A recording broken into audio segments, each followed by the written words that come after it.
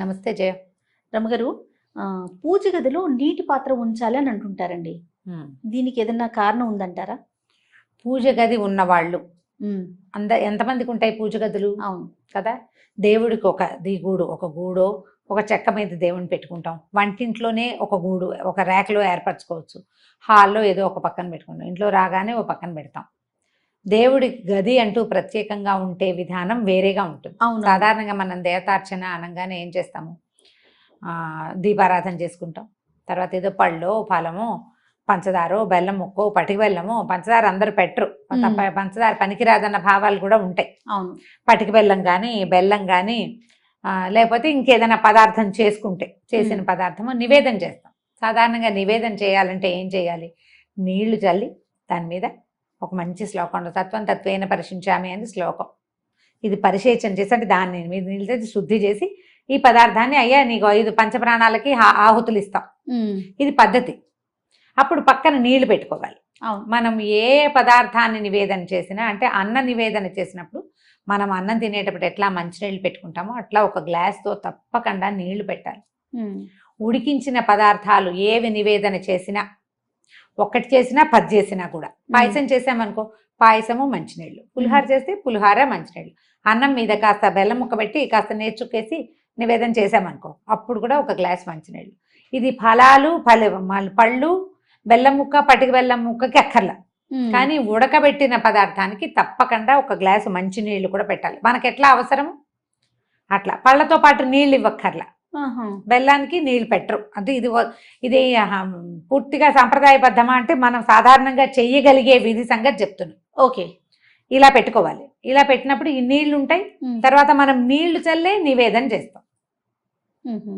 నీళ్లు చల్లకుండా పళ్ళని ఊరికే పెట్టి తీసుకో అని చెప్పరు. పూజా విధానం అంటే ఒట్టిగా దీపారాధన పెట్టి 2 పళ్ళు పెట్టి దండం పెట్టుకునే వాళ్ళకి కాదు ఇది. ఇట్లా నివేదనగా చేయగలిగే వాళ్ళకి, ఆ రకమైన మంత్రాలు నేర్చుకునే వాళ్ళకి పుస్తకాల్లో ఉంటాయి. అవి చదువుకుని నివేదన చేయాలంటే మనం సత్యనారాయణ వ్రతం చేసినప్పుడు బ్రాహ్మణ ఆయన వచ్చినప్పుడు చెప్తాడు కదా, అవును, నీళ్ళు చల్లి చెబుచ్చండి, చేయి చూపించండి, ఇలా చెప్పండి. మనకు మంత్రం చెప్పకపోయినా ఆయన మంత్రం చెప్తాడు, మనతో క్రియ చేయిస్తాడు. అవును కదా. అది అలవాటు చేసుకుంటే ఇలా చేసినప్పుడు మనం నీళ్లు పట్టుకెళ్తాం కదా నివేదన చేయటానికి, నీళ్ళుగా ఆ నీటిని అక్కడే ఉంచచ్చు. నీళ్లు జీవనాధారం. నీరు ఎక్కడుంటే అక్కడ జీవం ఉంటుంది. నీరు లేని చోట జీవం ఉండదు కదా. ఆ నీటికి ఆధారభూతమైన వాడు నారాయణుడు, విష్ణుమూర్తి. ఎక్కడ నీరుంటుందో అక్కడ విష్ణువు యొక్క ఇది ఉంటుంది. ఆయన అక్కడ ఉన్నట్టే, జీవం ఉన్నట్టు. మన కథ నడుస్తుంది కదా. నీరు లేకపోతే ఏముంది? పక్షులు కూడా నీటి కోసం వలసపోతాయి వెతుక్కుంటూ, జంతువులు నీటి కోసం వెతుకుతాయి. మనము నీరే కదా మన జీవనాధారం. గాలి ఎంత అవసరమో నీరు కూడా అంతే అవసరం. నీటిలో ఉండేది గాలే కొంత. అవును అవును కదా. కాబట్టి ఈ నీటిని ఇలా గనక దైవం ఎక్కడ పెట్టుకుంటామో అక్కడ నీటిని గనక ఉంచితే అక్కడున్న జీవశక్తి వృద్ధి అవుతుందని ఒక నమ్మకం. ఓకే, మనం ఈ పట్టుకెళ్ళిన నీళ్ళు అక్కడే ఉంచేస్తాం. రేపొద్దున మళ్ళీ ఆ నీళ్ళు తీసేసి ఫ్రెష్ నీళ్ళు పెట్టుకుంటాం. నివేదన చేసేసాక పళ్ళు తెచ్చేసుకుంటాం, కానీ నీళ్లు తీసుకురాం. నీరు అక్కడే ఉంటుంది. మనం నీళ్ళు చల్లడానికి పట్టుకెళ్ళేమా? ఈ పట్టుకెళ్ళేవి రాగి పాత్ర అయ్యి అయితే దాంట్లో ఒక తులసి దళం కానీ వేసి కనుక, నులతలు లేకపోయినా పర్వాలేదు, వేసి పెట్టుకుంటే మర్నాడు పొద్దున నీరు తాగచ్చు కూడా మనం. ఓకే, శుద్ధంగా ఉంటే. దుమ్ము అవి పడితే కాదు. ఆ నీళ్ళని ఏం చేస్తాం? ఒకవేళ తాగలేదు మొక్కల్లో అది చేస్తాం కదా. ఇట్లా నీటిని గనక ఉంచితే ఏమవుతుందంటే మనకి భగవంతుడిని మనం ఎక్కడ స్థాపన చేసి మనం నమ్ముతాం. మన ఇంట్లో పూజ గదిలోనో దేవుడి గుడి దగ్గర కూర్చుని మనసు ప్రశాంతంగా ఉంటుంది. అక్కడున్న ఆ శక్తి వృద్ధి అవుతుంది ఈ నీటిని ఉంచటం వల్ల. ఒకవేళ మనకి ఇలా అవకాశం లేదు, గది లేదు, కింద కూర్చునే వీలు లేదు, ఎక్కడో గోడకు ఒక కాయ చెక్క పెట్టుకున్నాము, దేవుడి పటాలన్నీ పెట్టుకుంటాం. తెల్లవారుగానే ఏదో 2 పువ్వులు పెట్టుకుని కాస్త దీపం పెట్టుకుని అగరత్తులు వెలిగించు దండం పెట్టుకుంటాం. అక్కడ కూడా మీరు ఒక గ్లాసు నీళ్ళు పెట్టుకోవచ్చు. పడిపోకుండా ఏర్పరచుకొని పెట్టుకుంటే పవర్ పెరుగుతుందని భావన. అక్కడ జీవశక్తి వృద్ధి అవుతుంది అని. అవకాశం ఉంటే పెట్టుకోండి, అవకాశం లేకపోతే మనస్ఫూర్తిగా ఒక నమస్కారం చేయండి. ఎందుకు పెడతారు అని చెప్తున్నాం, కానీ పెట్టి తీరవలసిందేనని మాత్రం లేదు. ఓకే, పెట్టాల్సిందే అని కాదు. పెట్టుకుంటే మంచిది, మీకు కుదిరితే పెట్టుకోవచ్చు. మీ ఇంట్లో అలవాటు కూడా ఉంటే. లేనిపోని అలవాట్లు చాదస్తాలకి దిగద్దు, కాంప్లికేటెడ్గా చేసుకోకండి లైఫ్ని. అక్కడ అవకాశం లేదు, నీళ్ళు ఏదో పెట్టకపోతే కొంప అయిపోతుంది. మునిగిపోతుంది అలా అనుకోదు. అలాంటి భావాల్లోకి వెళ్ళదు. నేను ఏ పాయింట్ చెప్పినా మిమ్మల్ని చాదస్తాల వైపు, పాత పద్ధతుల వైపు తప్పకుండా అది చేసి తీరాలనే భావాల్లోకి తీసుకెళ్ళటం లేదు. ఆ ప్రయత్నం చెయ్యను నేను.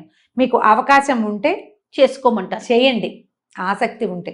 ఒకవేళ మీరు పెట్టదలుచుకున్నారు, మీకు అవకాశం ఉంది, ఇంట్లో పెద్దవాళ్ళు వద్దన్నారు అనుకోండి, అప్పుడు పెట్టద్దు. మన ఇంట్లో అలవాట్లేదు, ఇప్పుడు నీళ్ళు పెడితే ఏవేవో వస్తాయి, ఏం అవదు, మంచే. కానీ వాళ్ళు వద్దు అంటున్నప్పుడు ఎందుకు? వద్దంటున్నప్పుడు చెయ్యొద్దు. దాని బదులు ఇంకొకటి చేయొచ్చు, చెప్తాను. మన వాకిట్లో కానీ, మేడ మీద కానీ, మన బాల్కనీలో కానీ పక్షులు తిరుగుతూ ఉంటే ఈ ఎండాకాలం రోజు ఒక బౌల్తో నీళ్ళు పెట్టండి. భగవంతుడి దగ్గర పెట్టిన దాంతో సమానం. జీవాలకి మనం నీరిస్తున్నాం, మరి నీరే జీవనాధారం అని చెప్పుకున్నాం కదా. ఆ నీటిని ఇచ్చినందుకు భగవంతుడు మనని కరుణిస్తాడు. ఇది గొప్ప సహాయంగా పరిణమిస్తుంది. ఎలా దేవుడి దగ్గర నీళ్లు పెడితే ఫలితమో, పక్షులకి నీరు పెట్టినా కూడా అంత మంచి ఫలితం కూడా లభిస్తుంది. ఆహారం వేయకపోయినా పర్వాలేదు, అవి పురుగులో ఒడ్లో ఏవో ఒకటి వెతుక్కుని తింటాయి. నీటికి ఆవురావురు మనిపోతూ ఉంటాయి, మనలాగానే అవిను. అవును. వాడు ఎండలేని చోట కొంచెం నీరు పెట్టండి. ఒకవేళ అలా కుదరనప్పుడు ఇలా చేసుకోండి.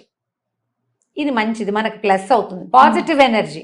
అది అవకాశాన్ని బట్టి చేయండి. దీన్ని అయితే ఎవరు కాదనేది కాదు కదా. ఎవరు కాదంటారు కదా. అది పెద్దవాళ్ళు కాదంట, మన ఇంట్లో అలవాట్లేదు, మనకి లేదు, లేనిపోని చాదస్తాలకి వెళ్ళొద్దు, అలాంటివి ఏమైనా ప్రశ్నలు ఏమి ఉండవు, ఉండకుండా ఉంటుంది. ఇది మంచి పద్ధతి. సూపర్ అమ్మ గారు. నమస్తే అండి. నమస్తే చేయండి.